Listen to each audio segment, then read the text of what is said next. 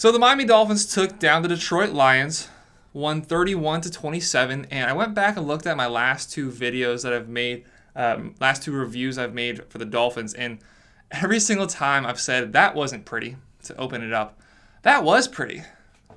First, I'll talk about the offense. The offense, wow, that was pretty. Tua, 29 of 36, 382 yards, 3 touchdowns, a QBR of 93, a passer rating of 138.7. Tua currently has the best passer rating in the entire league.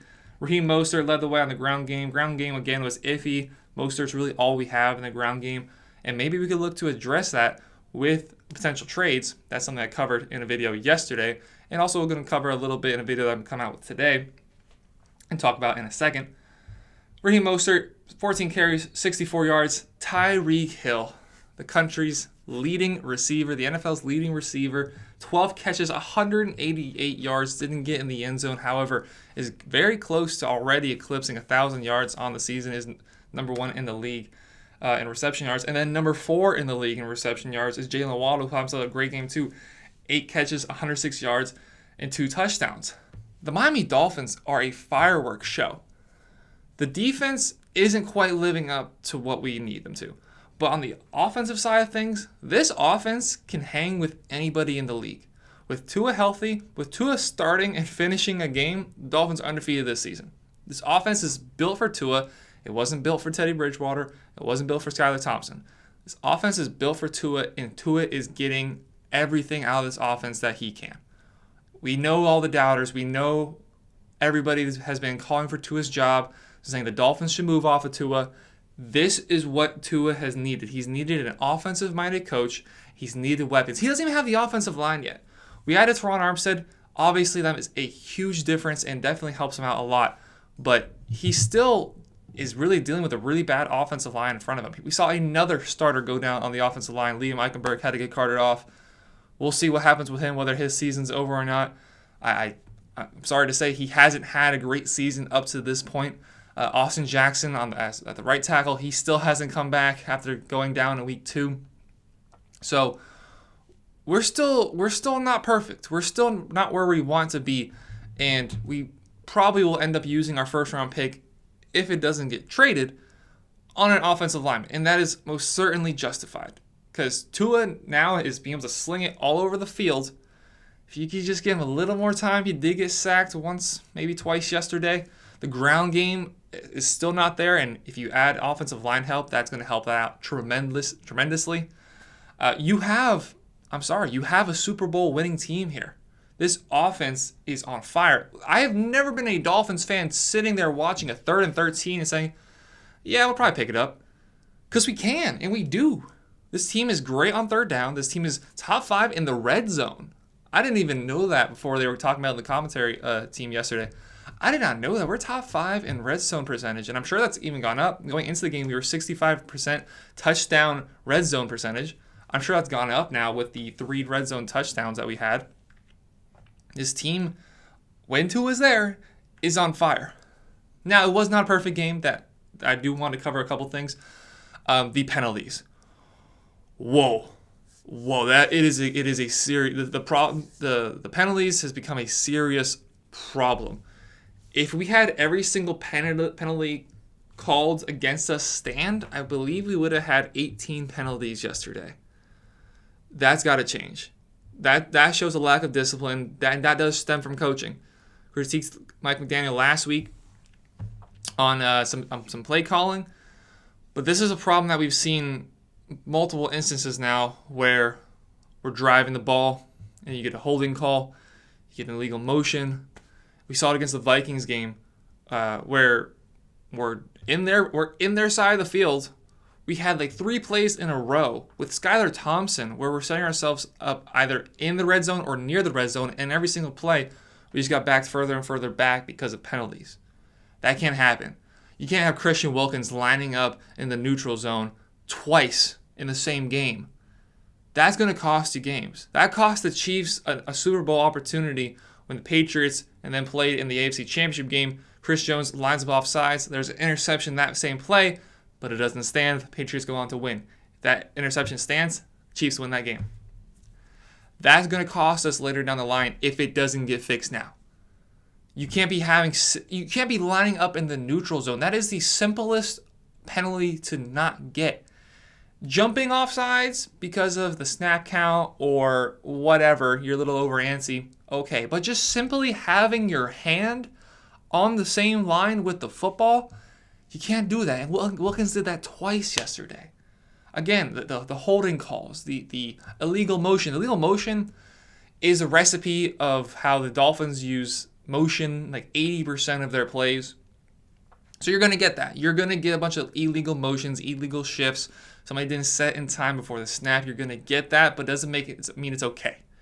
The consistency which is happening is not okay. That needs to come down. The defense could not stop the Detroit Lions to save their lives in the first half. Now, second half, completely different ballgame. Lions didn't put up a single point. I didn't even realize till the end of the game that the Lions didn't put up a single point in the second half. Jared Goff was looking like a top 5 quarterback in the first half. Finished 27th of 37, 321 yards and a touchdown. Quarterback rating 63, passer rating of 108. Jamal Williams got in the end zone twice. DeAndre Swift had a very, very minimal workload coming back from the injury. He did catch 5 passes for 27 yards and a touchdown. Hawkinson, 3 catches, 80 yards, most of that being on the long catch down the sideline on the first or second drive. Amon-Ra, 7 catches, 69 yards. He's really dropped off a bit after his first few games where he was electric and broke the record for most games of 8 catches or more straight. But this Dolphins team, there are some issues that need to be fixed. There are absolutely some issues that need to be fixed with this team, but they're issues that we're still winning. You're still winning ball games in spite of these problems. You're still winning ball games in spite of having a bottom 10 offensive line in the league, having multiple backups on the offensive line. I don't even know who came in at left guard yesterday. We've had a rotating door at right tackle. That's Tua's blind side. Everyone says that the left tackle is the most important position on the offensive line, and 31 out of 32 times it's the case. However, Tua's blind side being a lefty, you've had a rotating door in and out. That's a problem. The team can't run the ball to the right. That's a problem. Teron Armstead is an anchor on the left tackle. When he's healthy, you just kind of forget he's there, and you accept that the left side of the line is going to be mostly carried by him. It's been an odd combination of having him and then Liam Eichenberg at left guard. Liam Eichenberg has been horrible, and Teron Armstead has been fantastic. If you can get that left guard situated, if you get the right tackle situated, you got Robert Hunt, you have Connor Williams, that's a good offensive line. It's an offensive line that you will hear me stop talking about, assuming they play well. Assuming they play well, you will hear me stop complaining. That needs to get fixed. You can't fix that with a trade deadline, unfortunately. Teams don't trade offensive linemen, even if you're a bad team, especially if you're a bad team like the Jaguars with a good emerging young quarterback. You're not going to then say, oh, you're going to take more shots just so we can get a third-round pick. Yeah, no, they're going to protect their young guy or keep their offensive lineman. So when they do draft their next quarterback, the same issue doesn't happen. Like we saw Joe Burrow break the record for sacks in a season, or he was on pace to before he snapped his leg in half thanks to Chase Young because the offensive line was terrible. But the Dolphins win 31-27. It was a scary game. This team doesn't know how to win comfortably. This team just finds a way just to get your anxiety going every single game. Every single game we've had our anxiety going at some point for one reason or another. The games we lost too. The Jets game. Oh crap, we're on a third-string quarterback. But we're only down by 2 in the third quarter. And then we get blown out. Vikings game. We're going back and forth with them. By back and forth, I mean punts. Skylar Thompson looks great in the beginning. It's a close game. It drops off. And then every single win. There hasn't been a single normal win. Patriots game has been the most normal win. Steelers game. The Steelers had the ball twice at the end of the game, driving downfield, and if Kenny Pickett's 27 instead of 23, probably makes better decisions. Bills game. At the 1-yard line. Then they get the ball again. Driving downfield. Clock runs out before they can kick a field goal. Oh, the Ravens game? Oh my gosh. I was beside myself watching that game. I was dying on the inside. This team doesn't know simplicity. It'd be nice if next week we're going as a inferior opponent with the Chicago Bears. They looked great against the Patriots. They looked okay against the Cowboys. I think we're better than the Cowboys. I think we're better than the Patriots. It's a team we should be handling. And moving forward, we have some more games we should be handling. You have the Bears, you have the Browns, we have the Texans. All three of those games need to take care of.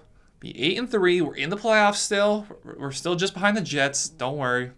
They're going to fall off. I'll get to that very shortly. I feel good. I don't feel great, but I feel good. The Dolphins are 5-3, defeating the Detroit Lions 31-27.